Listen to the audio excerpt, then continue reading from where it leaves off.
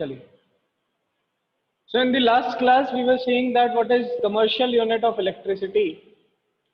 हम देख रहे थे commercial unit of electricity. क्या होता है commercial unit of electricity? तो it is represented in the form of unit and 1 unit is equal to kilowatt hour. 1 unit is equal to kilowatt hour. क्यों जरूरत पड़ी मुझे इलेक्ट्रिसिटी की कमर्शियल यूनिट की? बिकॉज जब अपन हाउस होल्ड सर्किट्स को देखते हैं तो वहां पर एनर्जी कंजम्पशन बहुत ज्यादा रहता है. एनर्जी कंजम्पशन ज्यादा रहने की वजह से हमारे लिए कैलकुलेशंस कर पाना मुश्किल हो जाता है. इसीलिए मैंने एक ऐसी यूनिट बनाई जो कि बहुत ज्यादा एनर्जी को कंप्राइज करती थी. For example, power is equal to work done upon time. This is the formula for power. यहीं से अगर मैं वर्क डन का फॉर्मूला निकालूं तो मेरे पास फॉर्मूला बनता है पावर इनटू टाइम. क्या फॉर्मूला बनता है? Power into time. Work done is energy only. So यहाँ पर जो एनर्जी है that is equal to power, and power को अपन पुट करते हैं in the form of 1 kilowatt, and kilowatt means 1000 watts. multiplied by time we will get, multiplied by time we get 3600 hours, sorry 3600 seconds, because in 1 hour there are 3600 seconds. ये हम जानते हैं. After solving it we will get 3.6 into 10 power 6 joules. After solving it we will get 3.6 into 10 power 6 joule, and this will be equal to 1 kilowatt hour. This will be equal to 1 kilowatt hour.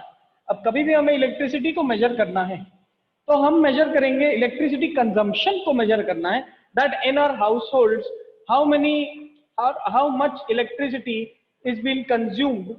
तो we will write it as this: consumption of electricity is measured in the form of kilowatt hour or known as unit. अब आप लोग जब भी monthly bill का wait करते हैं, अपने इलेक्ट्रिसिटी बिल का वेट करते हैं, तो आप उसमें देखते हैं there are certain units mentioned over there. 600 units, 700 units, 900 units, 1000 units, ऐसे आपके बिल के ऊपर मेंशन्ड होता है. इससे पता क्या चल रहा है कि इससे पता चल रहा है आपने टोटल मंथली या टोटल 2 मंथ्स के अंदर कितना इलेक्ट्रिसिटी यूनिट्स, कितने इलेक्ट्रिकल एनर्जी को खर्च किया. ये कौन मेजर कर रहा है? ये आपके घर के बाहर लगे हुए इलेक्ट्रिक मीटर्स मेजर कर रहे हैं.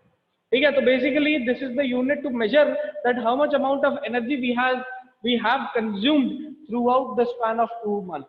और उसके बाद अपन एक यूनिट का प्राइस डिसाइडेड होता है गवर्नमेंट ने, जो कि राजस्थान में 10 रुपीज डिसाइड कर रखा है, तो उसके अकॉर्डिंग आपके पास बिल निकल के आ जाता है. तो सिंपल सीधी सी बात है, किस तरीके से अपन करेंगे मैंने यहाँ पर आपको एक्सप्लेन कर दिया. First of all you have to calculate how much amount of units have been used और यूटिलाइज्ड, और how much energy has been utilized in the form of kilowatt hour. आपको किसी भी क्वेश्चन के अंदर पहले इसको कैलकुलेट करना पड़ेगा, देन आपको रेट प्रोवाइडेड होगा, आप उस रेट से मल्टीप्लाई करेंगे and you will get the total energy bill of the month, जो भी क्वेश्चन के अंदर पूछ रखा है. चलिए अब इसी के ऊपर एक क्वेश्चन करने की कोशिश करते हैं. फटाफट पहले मुझे रेज हैंड करके बता दो यहां तक क्लियर है कि नहीं. ये बात कल ही कर ली थी अपन ने, आज बस इसी को अपन ने दोबारा से रिवाइज किया है और कुछ नहीं किया.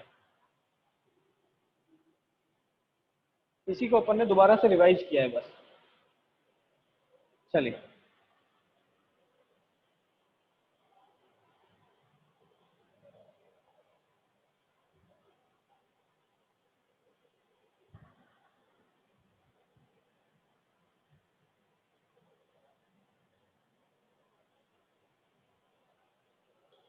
क्वेश्चन करते हैं इसी को.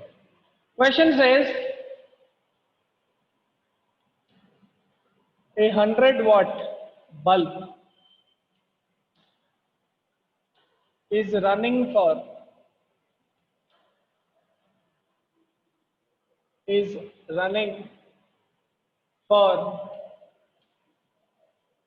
8 hours a day throughout the month. Throughout a month. Calculate the energy consumption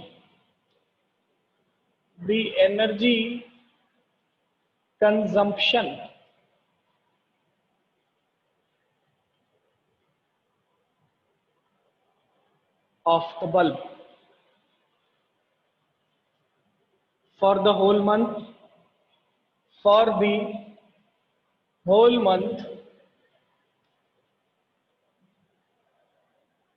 in kilowatt hour and joule.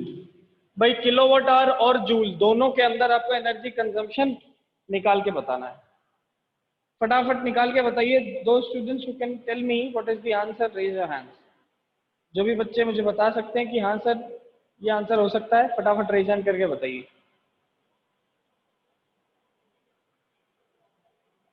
देखिए only 2 students, Varun, Anuj, Ronit, Mukund, Monish, Karan.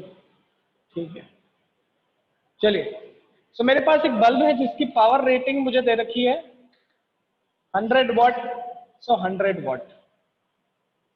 Now we know that हम जब भी पावर यूज करते हैं, हम जब भी एनर्जी किलोवाट आवर में निकालते हैं, एक यूनिट में निकालते हैं ना, यहाँ मुझे पावर चाहिए in the form of kilowatt. तो पहले अपन इसको कन्वर्ट कर लेंगे. 100 divided by 1000 and we will get 0.1 kilowatt. क्या मिल जाएगा मुझे? 0.1 किलोवाट मिल जाएगा. 0.1 किलोवाट मिलने के बाद we know that it has been running for 8 hours a day throughout a month. एक पूरे महीने के लिए 8 घंटे पर डे चलता है. दैट मीन्स टोटल टाइम अगर बात की जाए तो time will be equal to 8 hours a day. एक महीने में 30 दिन होते हैं तो 30 से अपन इसको मल्टीप्लाई कर देंगे and the answer will be equal to 24. Yes, 240. ठीक है, 240 आवर्स. 240 आवर्स. मेरे पास आंसर कितना निकल के आ जाएगा? 240 आवर्स निकल के आ जाएगा टाइम का. Then we have to calculate what is the total energy consumption. तो एनर्जी कंजम्पशन के लिए अपन एनर्जी वाला फॉर्मूला लगा देंगे which is power into time. So power into time, power is 0.1 kilowatt into time is 240 hours. ठीक है, ये मेरे पास यूनिट क्या बनी? किलोवाट आवर में बन गया. इसको सॉल्व करेंगे, answer will be 24 kilowatt hour और units.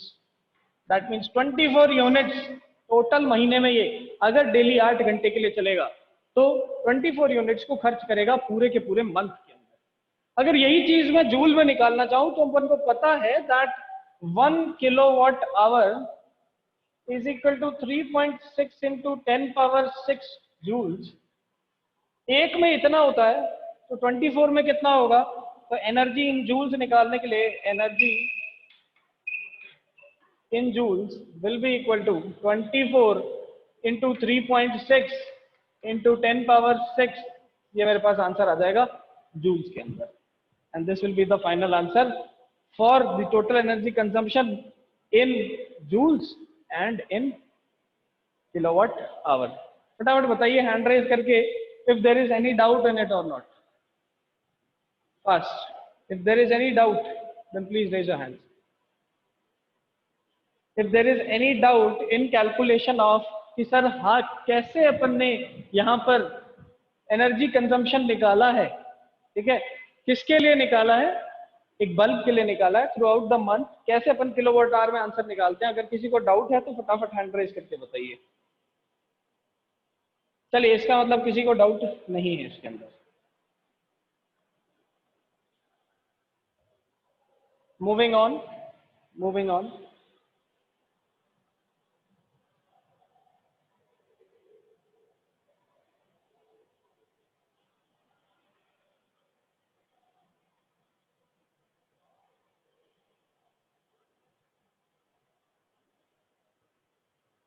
Moving on.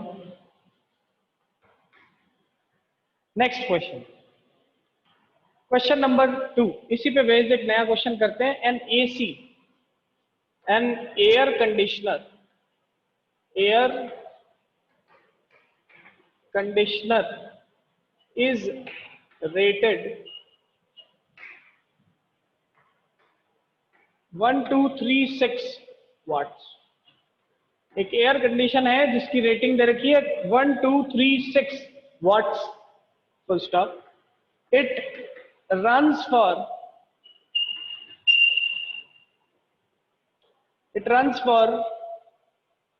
6 hours a day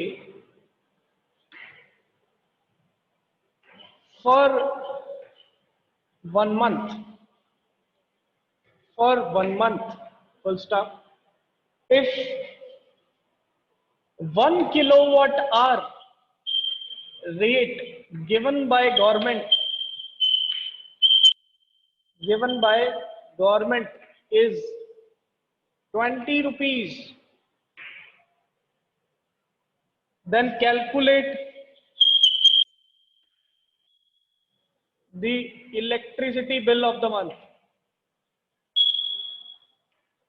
Bill of the month. अब बताइए कैसे अपन इलेक्ट्रिसिटी बिल मंथ का कैलकुलेट करेंगे। एक एसी है जिसकी रेटिंग मेरे को provided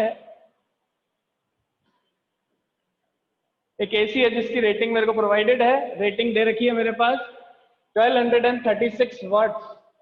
It has been running for 6 hours a day for the complete month. मेरा क्वेश्चन यहाँ पर ये है that you have to calculate the electricity month for the bill. अगर मेरा 1 यूनिट 20 रुपए का आता है तो फटाफट फर्स्ट कौन बता सकता है मुझे? यस स्टूडेंट्स, एवरीवन, सबसे आंसर चाहिए मुझे। ओनली 6 स्टूडेंट्स, करण, ऋषभ, मोनिश, मुकुंद, वरुण, रोनित, अनुज अरोड़ा, कुमार, यश। चलिए अनुज बताओ।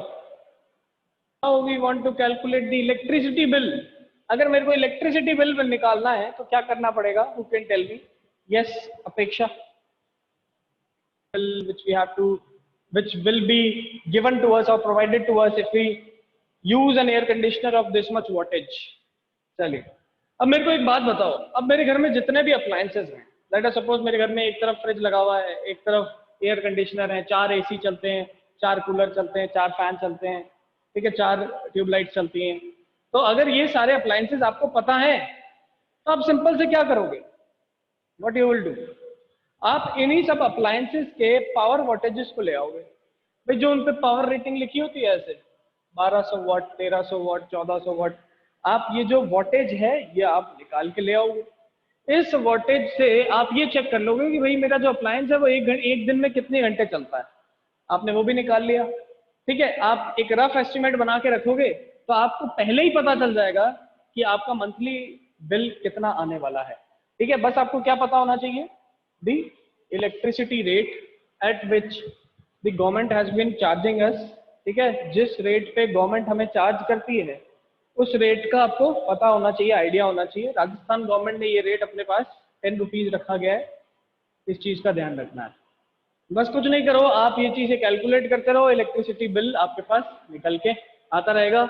इसी पे बेस्ड क्वेश्चंस आते हैं एग्जाम के अंदर इसी टाइप के ऊपर। ठीक है, 3 मार्क्स क्वेश्चन आ जाता है, कभी 2 मार्क्स क्वेश्चन आता है, आपको आएगा मिलेगा तो इसी टाइप का क्वेश्चन मिलेगा। चलिए moving on to the next part of this chapter. इस चैप्टर में बेसिकली अपन ने सारी बातें कंप्लीट कर ली हैं। 2-3 चीजें बचती हैं। One is short circuiting, first is short circuit, second is fuse wire and the third is tungsten filament। तो आइए पहले अपन बात करते हैं शॉर्ट सर्किट के बारे में। आइए देखिए, what do you mean by short circuit, let us सी।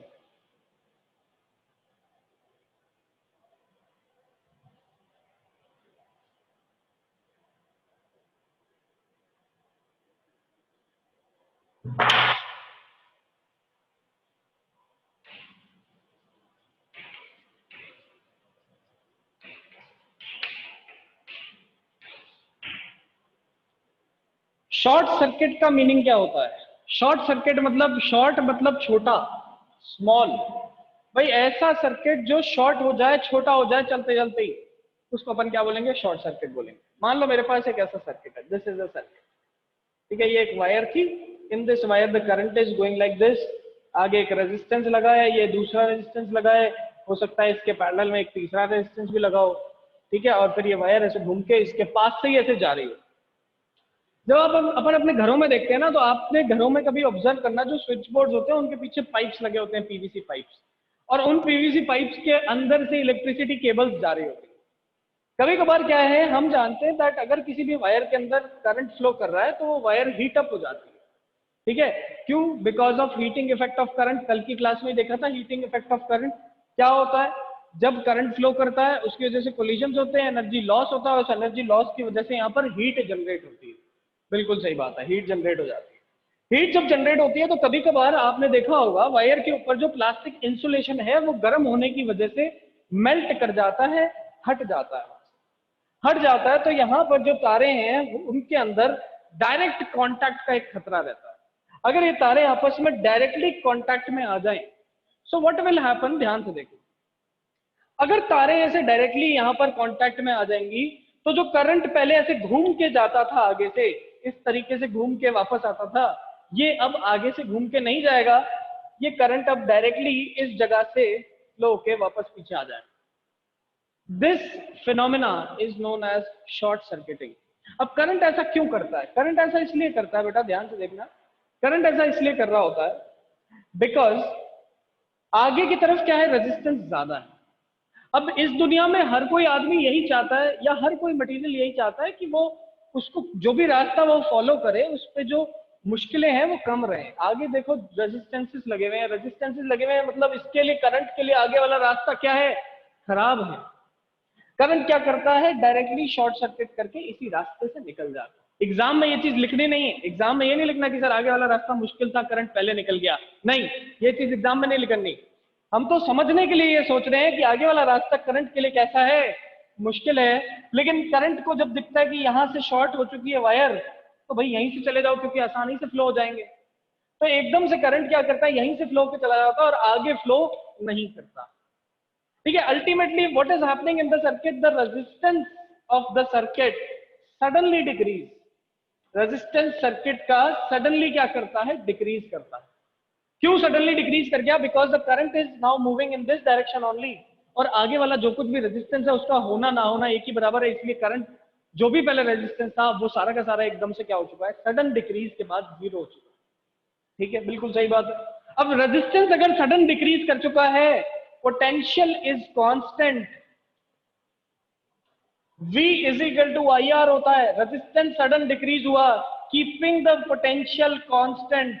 ध्यान से देखो, ध्यान से देखो, करंट क्या हो जाएगा, करंट में सडन इंक्रीज आएगा, करंट में सडन इंक्रीज आता है, there will be a sudden increase in current and this increase in current sometimes results to fire। यहां पर आग लगने का खतरा लेता है, फायर के चांसेस रहते हैं। तो आपको ध्यान रखना है what is short circuiting. Short circuiting में हुआ क्या, वायर जो कांटेक्ट पूरा होके जाना चाहिए था, जो सर्किट पहले पूरा था वो पहले बीच में ही कनेक्ट हो गया, जिसकी वजह से एक करंट ने शॉर्ट पाथ अपनाया।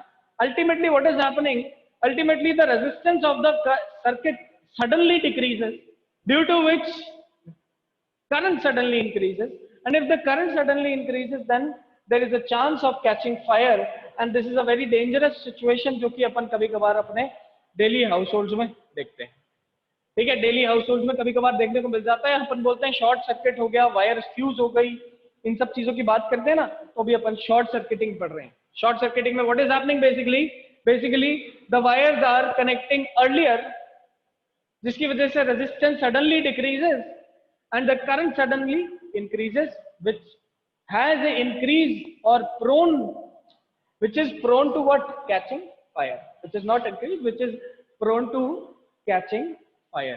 फटाफट बताइए हैंड रेज करके, क्या अपन को ये चीज समझ में आई कि नहीं आई। बहुत ही आसान चीज है बेटा। Now let us move to the next point which is known as tungsten filament. Tungsten filament हम कहाँ यूज करते हैं, तो tungsten filament we use in making of electric bulbs.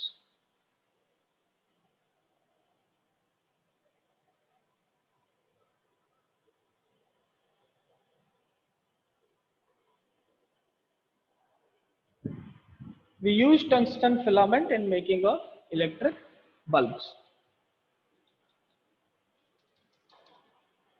See, tungsten filament.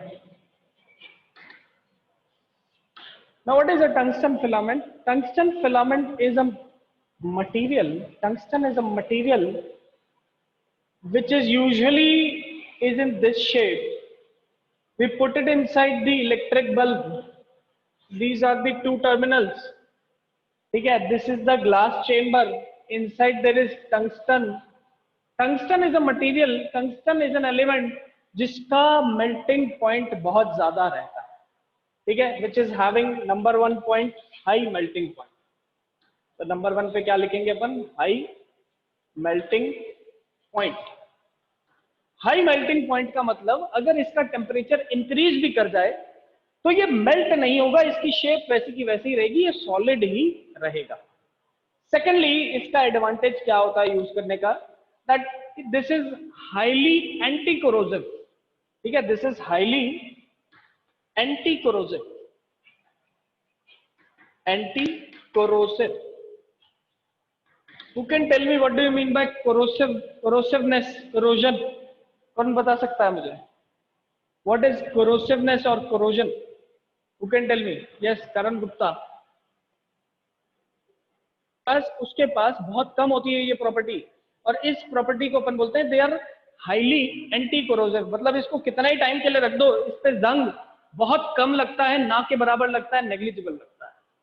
The third number point, it is having a very high resistance. यहाँ पर अपन लिख सकते हैं it is having a very high resistance.